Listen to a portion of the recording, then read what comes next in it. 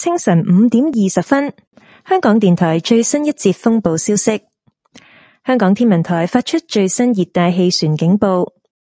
天文台改發3號強風信號，取代8號東南烈風或暴風信號。有關最新天氣情況，請留意香港天文台嘅風暴消息。